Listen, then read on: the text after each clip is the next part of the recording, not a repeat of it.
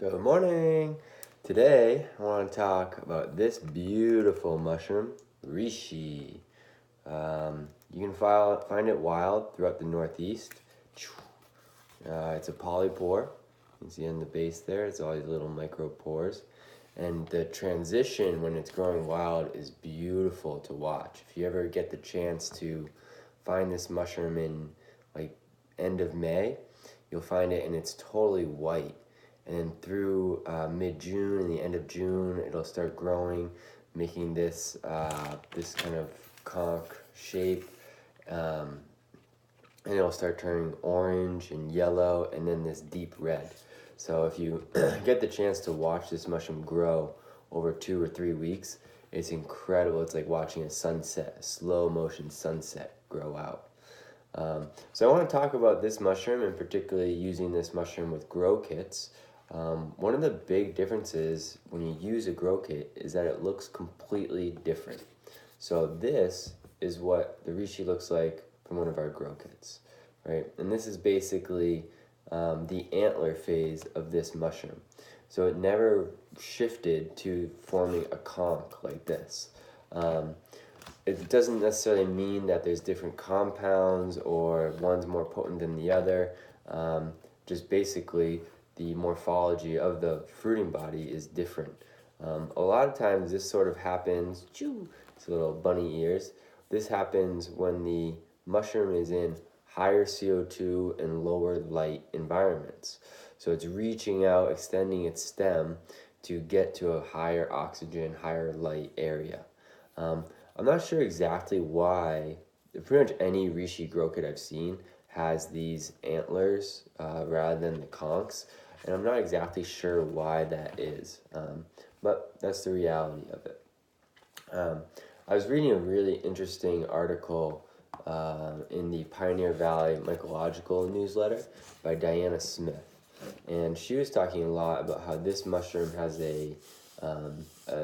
some people call it the Manitaki, the 1,000-year mushroom, or the mushroom of immortality, and say it's been used for thousands of years in China.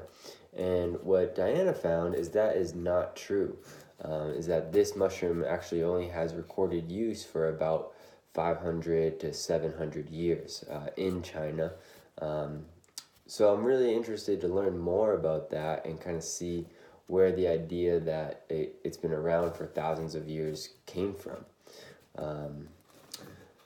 It's a highly valued medicinal mushroom, an immunomodulator, so it doesn't necessarily stimulate the immune system, but it does potentially increase the amount of T cells that are active and seeking out and killing different bacteria and viruses and cancer cells.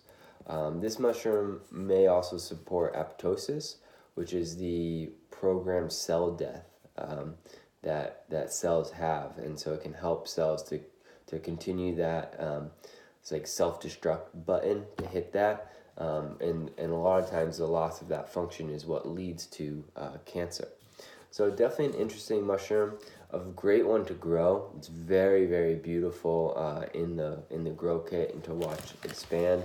And I just got this magazine in the mail. It's a Fungi magazine, and there's a beautiful Reishi. This was found in the 1920s in China, and you can see it has both the conch and these antlers all over it. If you get a chance, check out that magazine, Fungi.